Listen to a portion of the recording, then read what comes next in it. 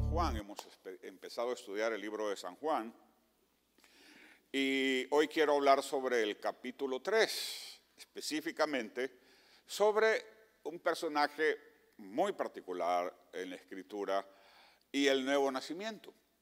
Vamos a ponernos de pie y vamos a leer la palabra del Señor. Y quiero pedirles que pongan muchísima atención al texto, es decir, a la Escritura en sí tiene muchas cosas que revelarnos sobre este acontecimiento. Vamos a leer 5 versículos, o 6 versículos, mejor dicho. Juan 3, del 1 al 6, pueden verlo ahí en su pantalla o pueden abrirlo en su Biblia. Dice, había entre los fariseos, está el primer detalle, un dirigente, segundo detalle, de los judíos llamado Nicodemo. Este fue de noche a visitar a Jesús. Otro detalle más. Rabí, le dijo, sabemos que eres un maestro que ha venido de parte de Dios, porque nadie podría hacer las señales que tú haces si Dios no estuviera con él. Y Jesús le contesta, de veras te aseguro que quien no nazca de nuevo no puede ver el reino de Dios, dijo Jesús. Y Nicodemo, intrigado, le pregunta, ¿cómo puede uno nacer de nuevo siendo ya viejo? Preguntó Nicodemo. ¿Acaso puede entrar por segunda vez en el vientre de su madre y volver a nacer? Yo te aseguro que quien no nazca de agua y del Espíritu no puede entrar en el reino de Dios, respondió Jesús. Y termina con una ley universal espiritual. Lo que nace del cuerpo es cuerpo. En otra versión dice, lo que nace de la carne es carne. Pero lo que nace del Espíritu es Espíritu. Y como dice el pastor, esta es ¿qué? La palabra de Dios, a la cual debemos seguir y la cual debemos atesorar en nuestro corazón. Padre, te pido en el nombre de Jesús que a través de tu Espíritu Santo puedas hablar a nuestras almas, puedas hablar a nuestros corazones, puedas retarnos, puedas desafiarnos, puedas consolarnos, que la palabra tuya cumpla el fin que es necesario en nuestras vidas. Tú conoces nuestro interior. Nosotros mostramos una cara que muchas veces no está de acuerdo con lo que hay adentro, pero tú conoces el interior de cada uno de nosotros y te pedimos en el nombre de Jesús que hables a cada uno de nosotros. Gracias, Señor. Amén. ¿Pueden tomar asiento? Dicho sea de paso, salude a la persona que está al lado. Mire qué bonito, tenemos un buen grupo de personas aquí con nosotros y tenemos visitas, sin duda. Yo estoy orgulloso porque tenemos a Imelda. Imelda es parte de nuestro grupo nuevo de los miércoles. Imelda, póngase de pie. Ella es de México, es parte de nuestro grupo. Bienvenida, qué placer. Y es familia de Marichú y de Conrado, que allá están ellos. En la casa de ellos tenemos un nuevo grupo. Qué bendición tenerla con nosotros. Un día le vamos a pedir que dé su testimonio. Tiene un testimonio impresionante. Muy bien. La mayor parte de las veces vemos a Jesús rodeado de personas, por así decirlo, comunes y corrientes, personas que no destacaban particularmente por su riqueza o por su educación, algunos sí, otros no, pero normalmente lo vemos con la gente común, con la gente del pueblo.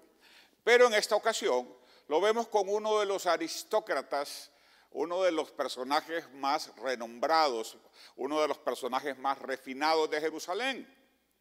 Y hay algunas cosas que nosotros debemos de saber de Nicodemo para entender esta historia y aplicar las lecciones que este pasaje tiene para nosotros. Número 1, Nicodemo tiene que haber sido rico.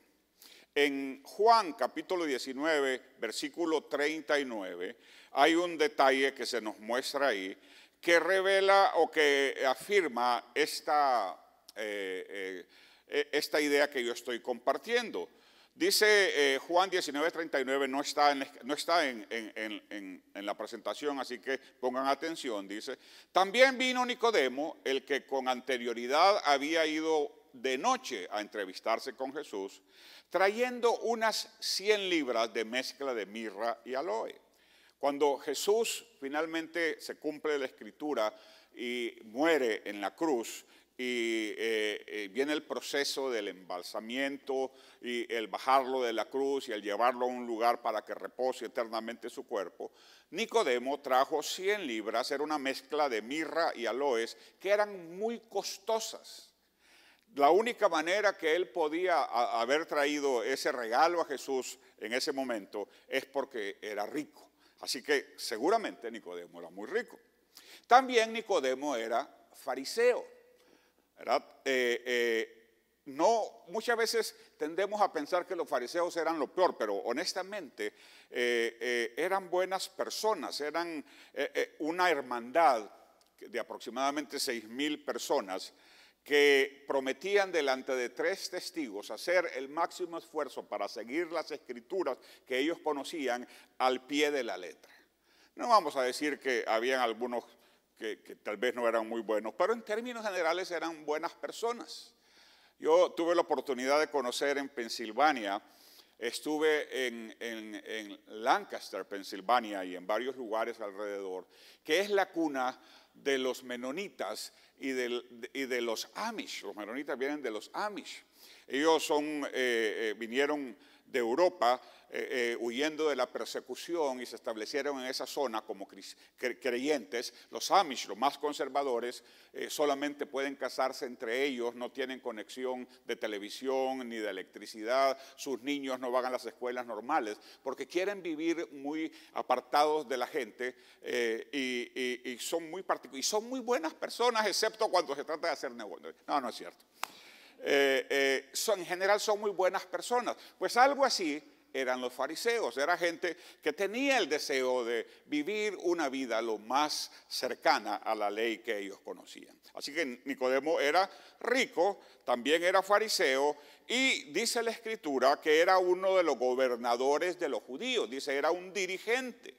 Esto quiere decir que era parte del Sanedrín, un tribunal supremo que tenían los judíos, compuesto por 70 personas y que entre otras atribuciones tenía la capacidad de examinar y dictaminar lo que era falsa doctrina o falso profeta, ¿verdad? Y juzgar sobre esos casos. Es decir, estamos hablando de un personaje importante. Era rico, era un dirigente, ¿verdad? Era fariseo además, una buena persona en términos generales, y era gobernador, era un personaje importante. Es posible, según algunos historiadores, que también fuera parte de una familia muy distinguida. Hay una genealogía ahí que seguir, no quise traerla para ustedes, pero es muy probable que él haya sido parte de una familia muy distinguida. O sea, no era una persona así del vulgo, común y corriente como nosotros. No, era alguien muy preparado, muy educado, con muy buenos recursos, ¿verdad? Con una buena, por así decirlo en nuestra época, una buena universidad detrás, ¿verdad? Era un personaje importante. Así que resulta maravilloso, ¿verdad? De cierta manera, que un judío de tal magnitud, de tal, ¿cómo puedo expresarlo? De tal capacidad, de tal alcurnia, ¿verdad? Viniera a hablarle de su corazón y de su alma a un profeta que apenas era conocido y que solamente había sido un carpintero en Nazaret. ¿No les parece? El rico, el ricachón, el inteligente, el poderoso, de repente siente la necesidad de abrir su corazón con alguien, ¿verdad? Y va a hablar. No, él pudo haber hablado con el sumo sacerdote, él tenía acceso al sumo sacerdote y a altos personajes, probablemente a los maestros más renombrados de esa época, pero fue a buscar a un humilde carpintero que la gente decía que era profeta y que nosotros sabemos que era hijo de Dios. Porque en el fondo de nuestro corazón, no importa si somos pobres, si somos ricos, si somos intelectuales o si somos personas comunes y corrientes, hay una necesidad en nuestro interior que solamente puede ser llenada por Dios, ¿verdad? Hay una necesidad, hay una parte en tu alma que solamente puede ser satisfecha por la presencia y el amor de Dios. Y ese momento llegó para este hombre. Este hombre que se codeaba con lo más alto de la sociedad, de repente vio que en su mundo había frivolidad, que en su mundo no había lo que él estaba buscando, lo que él necesitaba, y venía escuchando sobre un profeta que se había levantado en la ciudad, que hacía grandes señales y maravillas, y finalmente dejó su orgullo, dejó su posición, dejó su grandeza, dejó su superioridad moral o espiritual y decidió ir y abrirle su corazón a Jesús.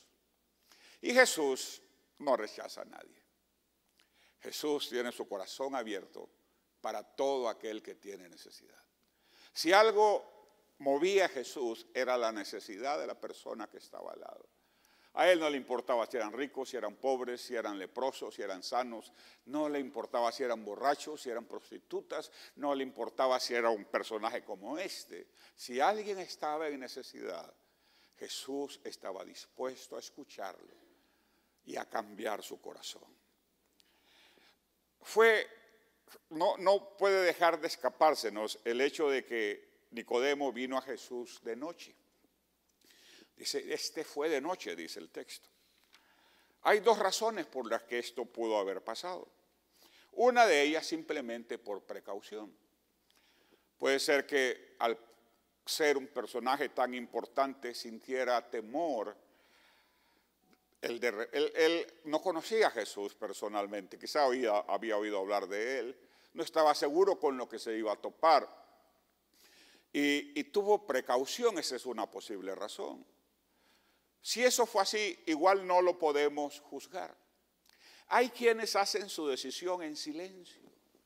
Algunos hacen su decisión a voz en cuello y pasan al altar corriendo y levantan las manos, pero hay otros que no, que como Nicodemo toman sus precauciones. Pero, ¿qué es lo importante? Era infinitamente mejor que viniera de noche a Jesús a que no viniera. No importa la forma en que conocemos a Jesús mientras nos demos la tarea de conocerlo, ¿verdad? Nicodemo pudo ser que se sintió atemorizado, se sintió que no debía exponerse de esa manera, pero finalmente fue y vio a Jesús. ¿Cómo pasa en nuestros días? Hay algunos que hacen su decisión calladitos, que uno no sabe lo que está pasando en su interior, pero algo está sucediendo en su interior. Y es mejor que eso suceda que simplemente no lo haga. Si lo quieres hacer de frente, delante de todos, qué bien, bienvenido, gloria a Dios. Pero si Dios te está tocando ahí en la quietud de tu rinconcito, ahí donde estás, ¿verdad? Hay algo que te dice, no, esta palabra no es algo así nomás, aquí hay algo especial. Y tú sientes como que tu alma se enternece, como que tu corazón, ¿verdad? Pero no tienes el valor de pararte y decirlo. No importa. Lo importante es que vengas a Jesús. Sin embargo, pudo haber habido otra razón. Yo dije que eran dos razones posiblemente por las que Nicodemo vino a Jesús de noche. Los rabinos decían en esa época que la mejor hora para estudiar las Escrituras era en la noche. Por razones obvias. No había televisión como en estos días. Los niños estaban durmiendo. Los animales estaban durmiendo en sus pesebres, en sus corrales. La mayor parte de la gente estaba recogida en sus casas. Había silencio para estudiar las Escrituras y los rabinos decían que era la mejor hora para hacerlo. Durante el día Jesús estaba siempre rodeado además. Jesús casi nunca estuvo solo, Él estuvo donde había necesidad y las multitudes lo buscaban.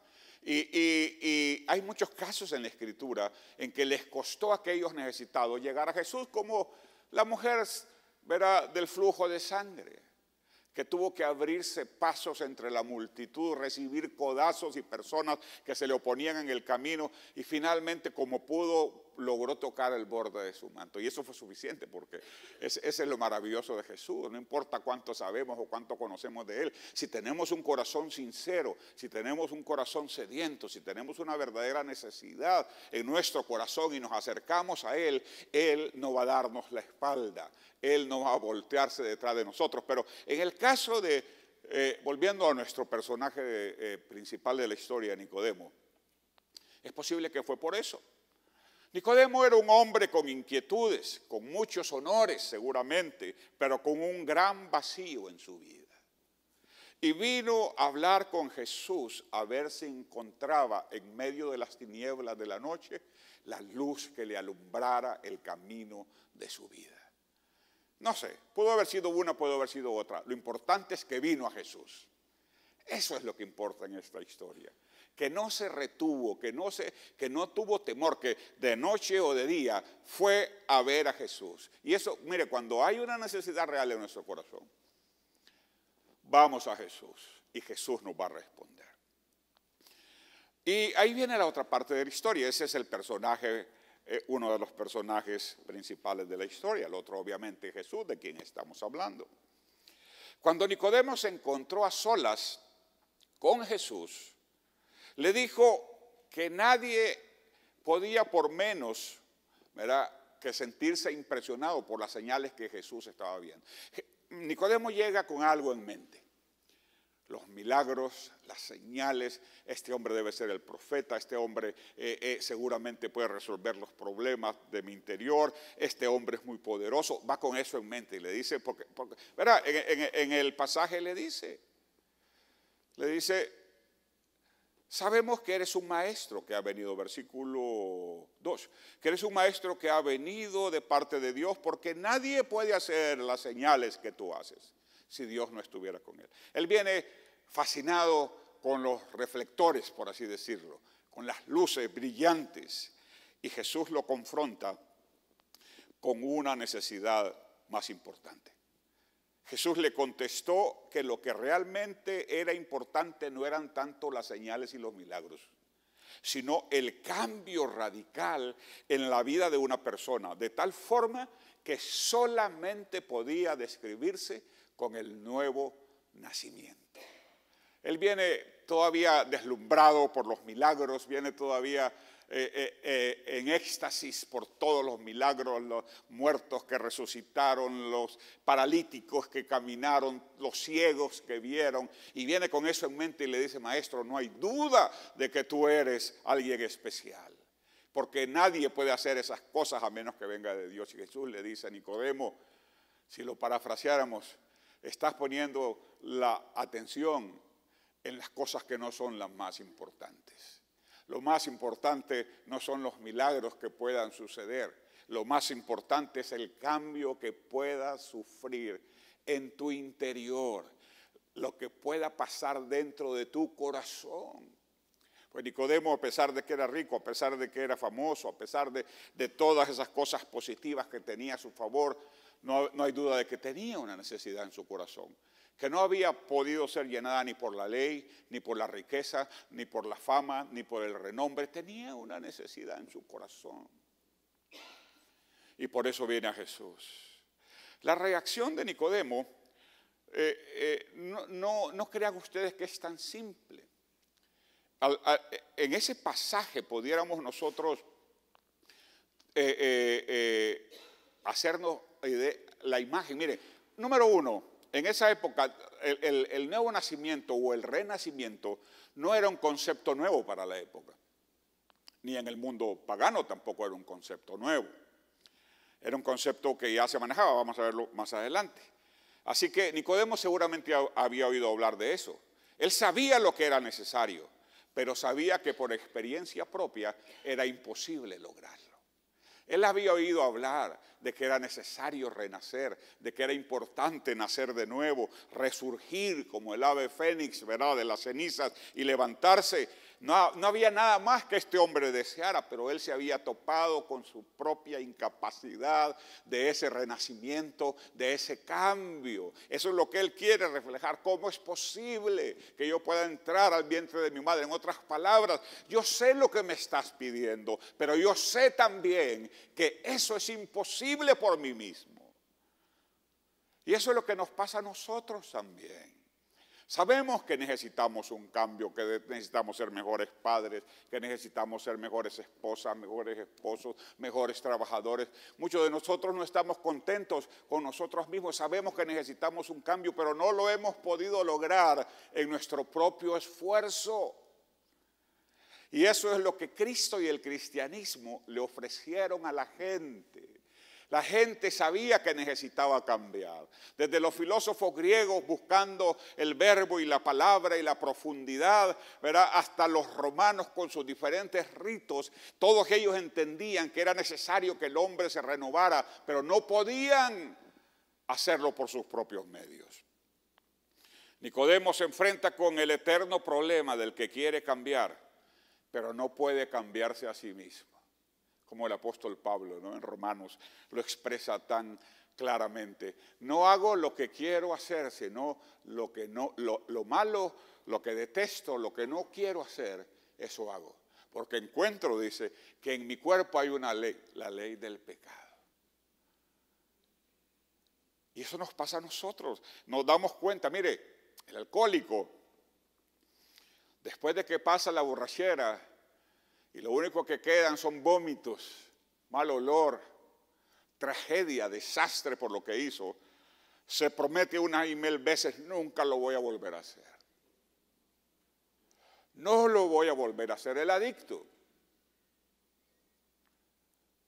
el joven que está metido en el cristal o en otras drogas, después de que pasa, ¿verdad?, ese periodo y vienen las noches en que no puede dormir, noches enteras, noche tras noche en que no pueden dormir y se le empiezan a caer los dientes, ¿verdad? Y ese sufrimiento, él dice, no, y pierde su familia, pierde a sus hijos, pierde su trabajo, se promete, nunca más lo voy a volver a hacer.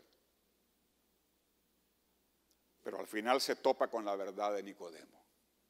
Sabemos que necesitamos cambiar, pero no lo podemos lograr por nuestro propio medio. Quiero rápidamente compartir algunas ideas en el Nuevo Testamento sobre este tema para que vean que este tema no es exclusivo de Juan. Se menciona en otras partes de las Escrituras. Por ejemplo, Pedro habla de renacer por la gran misericordia de Dios. Creo que lo tenemos. Eso es otra donde están esa misma. Santiago nos dice que Dios nos hizo renacer por la palabra. Tito nos habla del lavamiento, de la regeneración. Pablo dice que los cristianos hemos muerto en Cristo y hemos resucitado a una vida nueva. Y habla de los que se han convertido como bebés, que somos bebés. Ese es un concepto, el renacimiento, el nuevo nacimiento, es un concepto que no es exclusivo de Juan. Y no es exclusivo solamente del cristianismo. Era ya, de cierta manera, una de las preguntas existenciales que había en esa época, ¿verdad? Los que están dando los primeros pasos en Cristo, también nos habla de la niñez, solo se lo dejo rápidamente. Ahora, hay un rito que hacían los romanos que nos muestra que el mundo antiguo conocía muy bien la idea del renacimiento o la regeneración. Lo anhelaban y buscaban por todas partes. Vamos a la siguiente transparencia, hijo. La más famosa de las ceremonias, en ese sentido, era lo que se conocía como el taurobolium. El candidato a renacer cavaban un pozo, algo hondo, y él se metía ahí abajo y ponían unas rejas de metal, y entonces arriba traían un toro y lo degollaban para que la sangre del toro cayera sobre la persona. Ese era un rito de renacimiento, ¿verdad?, popular en esa época entre los romanos. Y cuando salía del pozo era en latín renatus in aeternum, renacido para la eternidad. Es decir, ese concepto no era nuevo. El mundo sabía que necesitaba cambiar, como hoy día. La mayor parte de la gente que vive una vida de pecado, la prostituta, el alcohólico, el adicto, el infiel, el amargado, el que no tiene perdón, sabe que tiene que cambiar, pero no sabe la forma, no sabe cómo hacerlo, no sabe cómo lograrlo. El cristianismo trajo precisamente lo que todo el mundo estaba buscando, la posibilidad de un cambio genuino de adentro hacia afuera. Solamente hay una manera de lograrlo. No se puede, el taurobolium y todas esas cosas eran totalmente inútiles. La ciencia, la religión, el conocimiento eran inútiles. Podían aliviarnos temporalmente, pero nada más. Íbamos a regresar a esa condición. Pero el cristianismo trae la respuesta. Jesús trae la respuesta. Y se nos revela en esos pocos versículos que leímos. ¿Qué quiere decir para nosotros el nuevo nacimiento? Permítanme tomar agüita, ver mi reloj. Estamos todavía a tiempo. ¿Qué quiere decir para nosotros el nuevo nacimiento? Sencillo, nadie, a menos que nazca de nuevo, puede llegar a ser hijo de Dios y tener vida eterna. Eso es en términos generales lo que significa. Ahora, hay condiciones para ser hijos. Por ejemplo, Juan 1:12 dice, a los que creen se les concede el derecho de llegar a ser hijos de Dios. Juan 1:12. A los que creen, o a los que creyeron, a los suyos vino y los suyos no le recibieron, mas a los que le recibieron les dio potestad de ser hechos hijos de Dios, dice la Reina Valera del 60, que es de mi época, la que yo leo cuando estoy solo leyendo. Hay una condición. ¿Cuál es la primera condición? Creer. A los que creen. La primera condición es creer. ¿En quién? En el Hijo de Dios. Sigue otro texto que se complementa con este, que en esencia viene siendo lo mismo, pero que se trata de la obediencia, dice, es Juan 14, 15 y 21. Dice, si me amáis, guardad mis mandamientos. El que tiene mis mandamientos y los guarda, es el que me ama. La esencia de la condición para ser hijo de Dios y para renacer es creer, amarle y vivir en obediencia.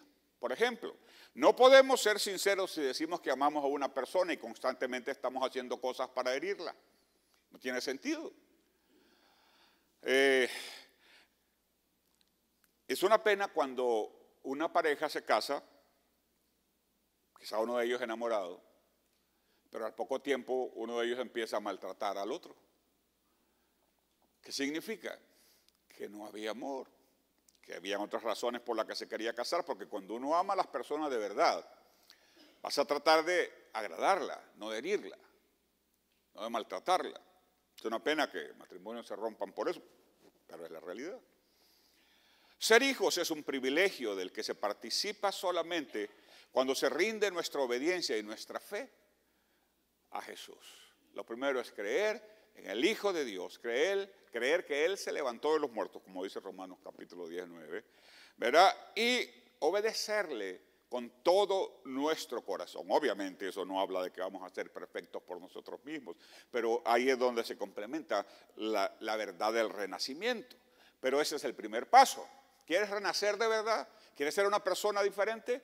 ¿Quieres pararte y ver tus debilidades cada vez más pequeñas y sentirte libre de culpa de esas debilidades? Cree en el Señor Jesucristo, le dijo Pablo al carcelero, y serás salvo tú y tu casa.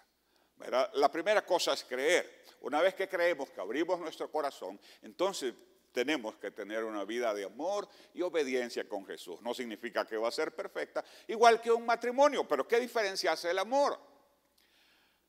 Cuando alguien no ama a alguien, ¿verdad?, lo daña sin ningún miramiento de ningún tipo, sin ninguna consideración. Cuando amamos a alguien nos vamos a equivocar porque somos seres humanos imperfectos, pero rápidamente vamos y pedimos perdón.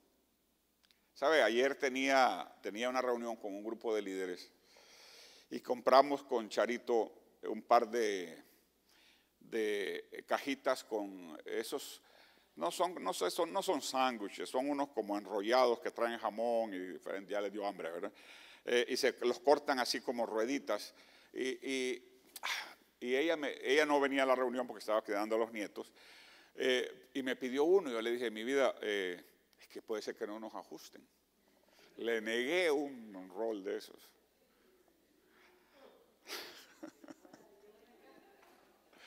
Era como buen planificador pensando en tener lo suficiente para resulta que me sobró casi una entera.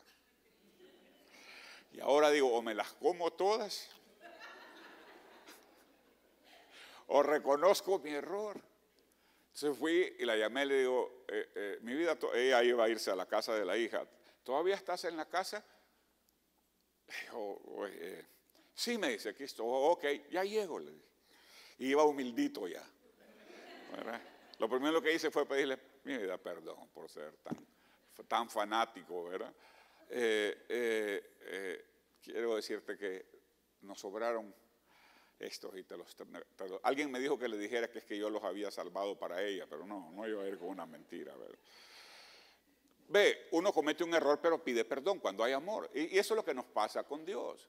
El amarlo no significa que vamos a hacer una vida perfecta y que ya se acabó todo, no, pero vamos a venir a Él pidiendo perdón, como dice la Escritura, cuando nos equivocamos. En fin, nacemos de nuevo por medio de Jesucristo. ¿Cuándo? Cuando le entregamos nuestros corazones y nuestras vidas, entonces se produce el cambio. Cuando tú finalmente, tus ojos espirituales son abiertos y ves que no puedes lograrlo por ti mismo y dices, si no hay alguien que me ayude de afuera, estoy acabado. Y ese alguien obviamente es Jesús. Cuando eso sucede delante, mientras tú crees que tú puedes controlarlo todo y que no hay problema, difícilmente vas a tener una experiencia transformadora tan profunda como el nuevo nacimiento. Pero cuando finalmente llegamos al punto y decimos, Dios mío, si tú no vienes a mi vida es un completo fracaso. Aquí estoy delante de ti, vengo y me rindo delante de ti, rindo mi corazón, rindo mi vida delante de ti. Ahí empieza el nuevo nacimiento, ahí sucede el nuevo nacimiento. Verá, y pasan una serie de cosas importantes. Uno de los pasajes, uno de los versículos que leímos, verá, dice, déjeme ver,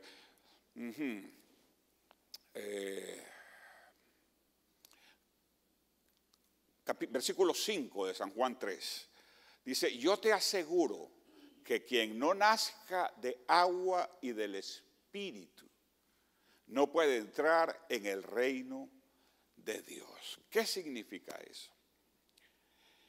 Cuando eso sucede, nacemos, dice la palabra, del agua y del Espíritu.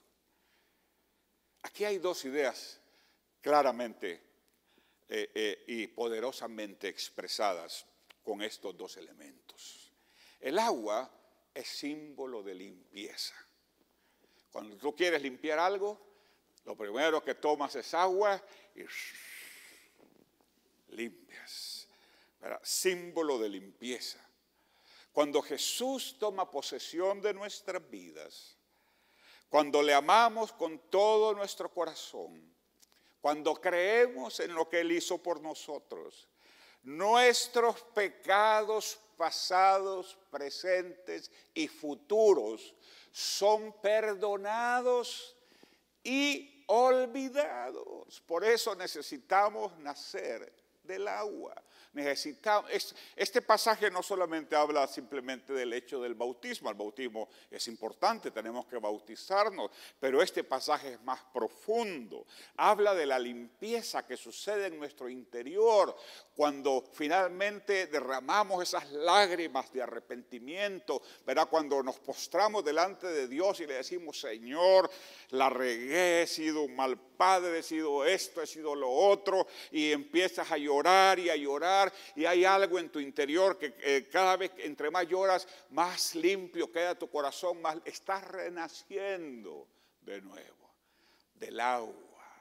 La limpieza de Dios a través de su sacrificio en la cruz se está haciendo efectivo en tu vida. Si tú no has pasado por eso y todavía estás cargando tus culpas y todavía estás cargando el rencor y la amargura y la depresión y todas esas cosas, quiero decirte, necesitas renacer del agua, necesitas sentir la limpieza que solamente Dios a través de su Espíritu Santo, a través de su obra, puede hacer en nosotros.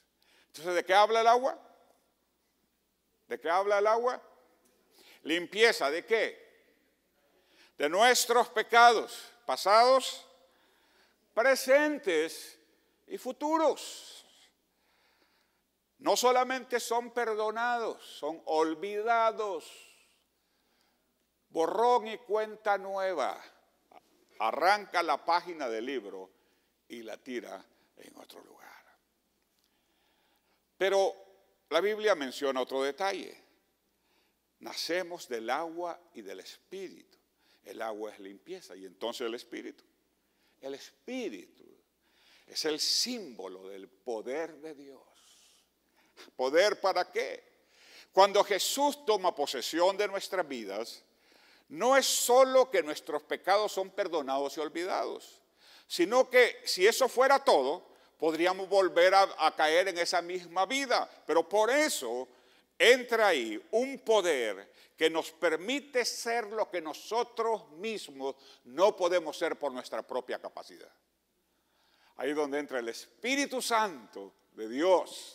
Somos nacidos del agua, limpieza, ¿verdad? Somos como bebés espirituales. Un bebé no tiene nada malo en su mente, es una criatura todavía libre de toda maldad, libre de toda malicia.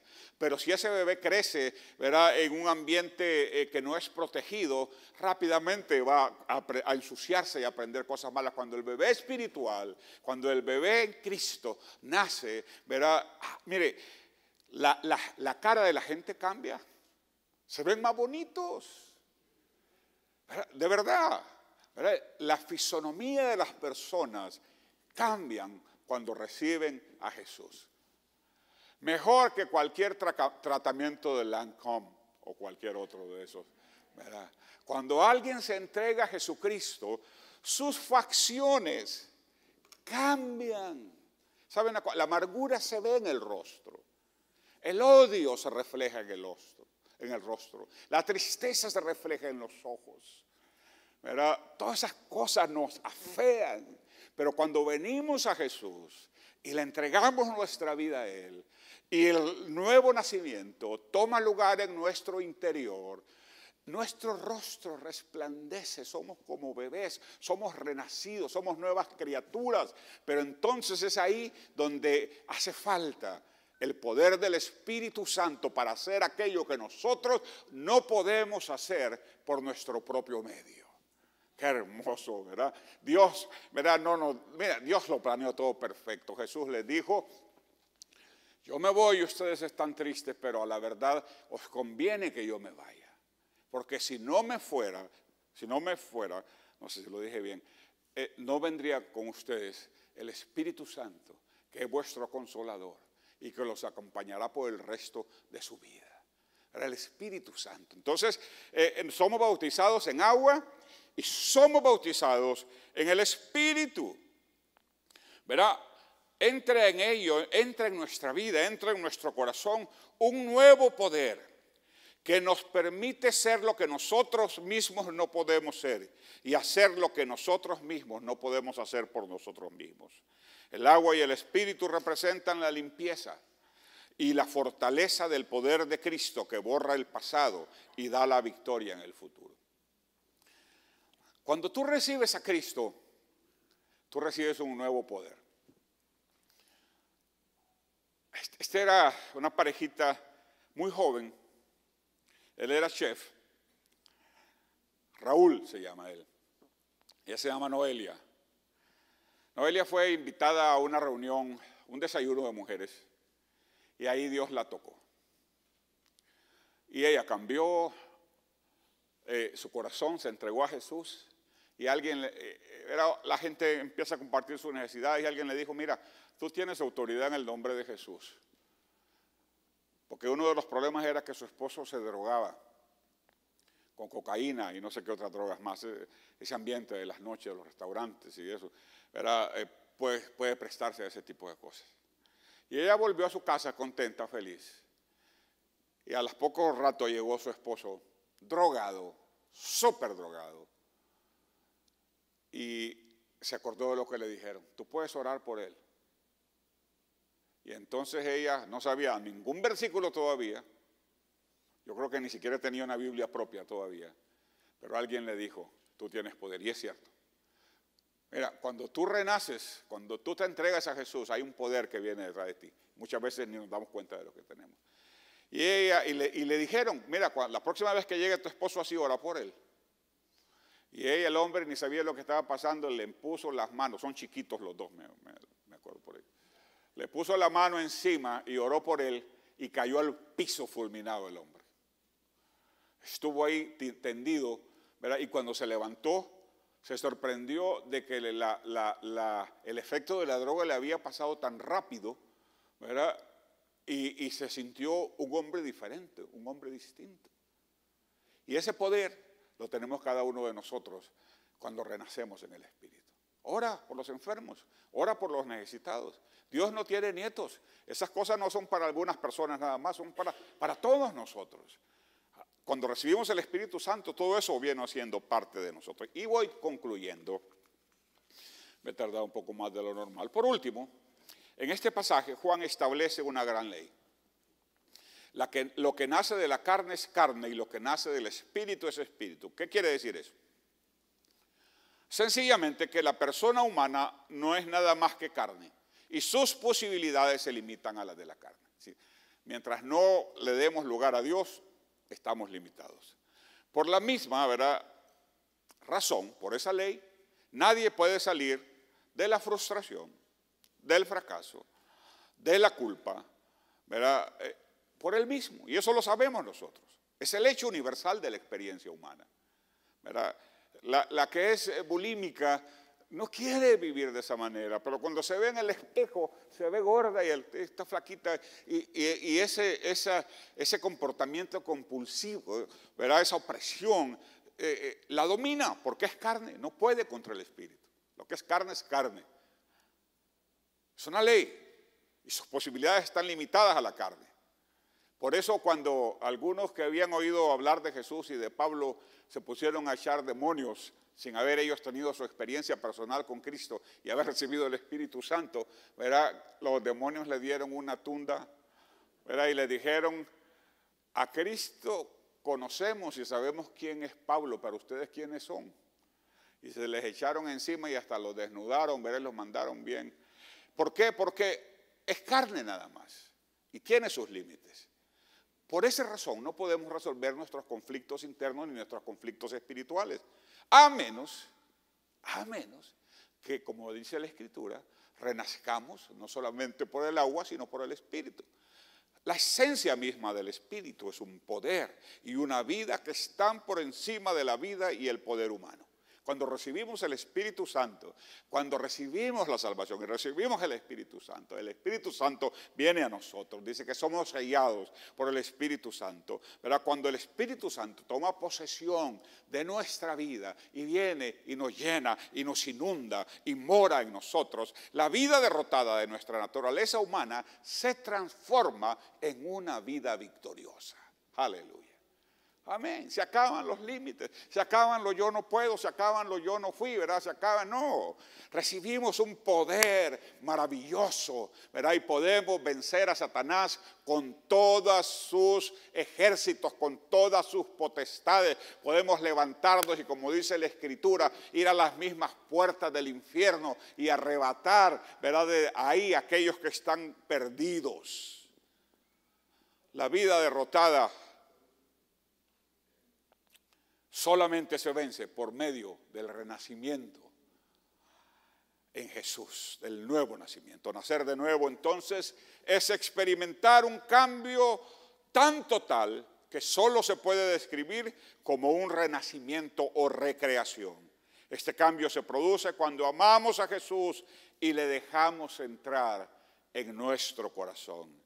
Y esto me encanta, ponga atención. Si esta frase es lo único que se lleva, ponga atención. Entonces se nos perdona el pasado y el Espíritu nos capacita para el futuro. ¿Le entendieron? Me expresé. Entonces, algunos están dormidos. Hey, pégale una cachetada al que está al lado. Pellízquelo. Se nos perdona el pasado cuando renacemos y el Espíritu nos capacita para el futuro. Aleluya. Yo no sé si eso le alegra. A mí me cambió la vida porque yo por mí mismo no puedo mantenerme por mí mismo.